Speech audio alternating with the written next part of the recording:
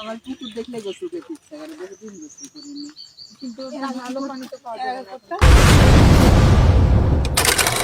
আমি এখন আছি এটা হরিয়ান রাজশাহী সুগার মিল।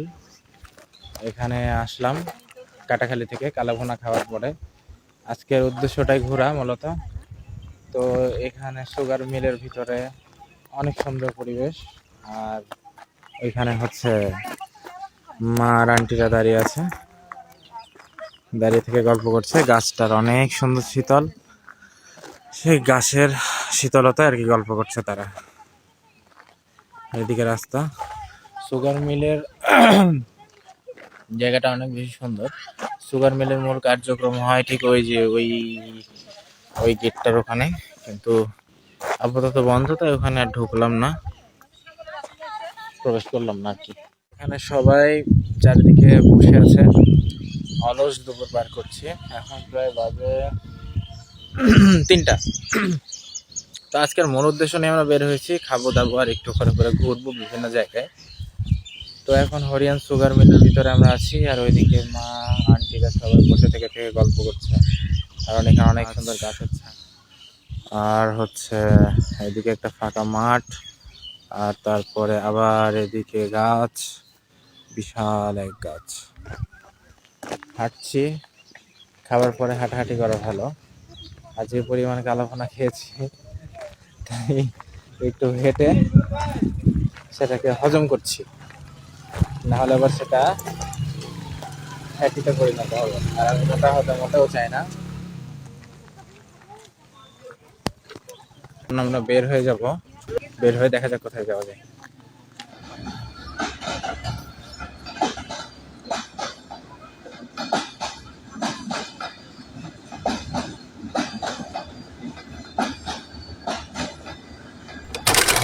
আপাতত হরিয়ান থেকে আমরা আর একটা আঙ্কেলের বাসায় যাচ্ছি। তো রাস্তা ধরে ধরে আমরা এগোচ্ছি সবাই মিলে।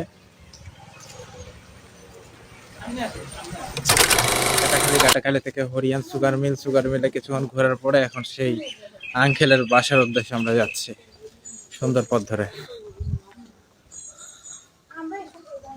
পিছে মা আর আন্টিরা।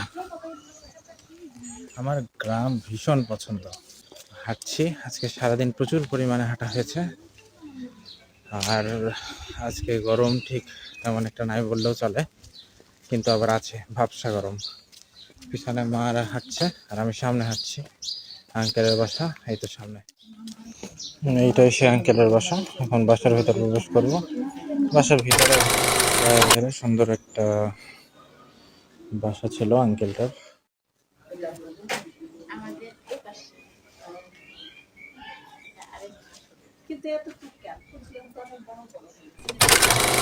আঙ্কেলের বাসায় এসে অনেক ভালো লাগলো।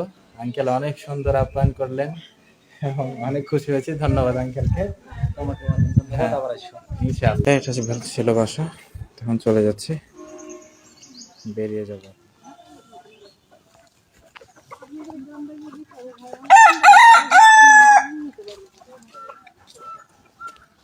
এটা কিন্তু আমাদের সরকারি একটা অফিস, এটা হলো ভূমি অফিস, আমাদের হরিয়ান ইউনিয়ন ভূমি অফিস। আজকের ঘোরাঘুরি, প্রচন্ড ক্লান্ত আমি।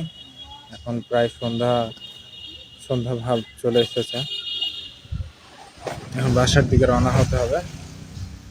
তো গ্রাম সাইড যেহেতু, তো ভ্যানের জন্য অপেক্ষা করছি। ভ্যান থেকে তারপর একটা রিজার্ভ অটো নিয়ে বাসার দিকে চলে যাব। আর মা আন্টিরা ওইদিকে বসে আছে। আমি ভীষণ ক্লান্ত, আজকে সারাটা দিন শুধু ঘোরাঘুরি আর খাওয়া দাওয়া। তো ভালো থাকবেন সবাই, দোয়া করবেন। আসসালামু আলাইকুম।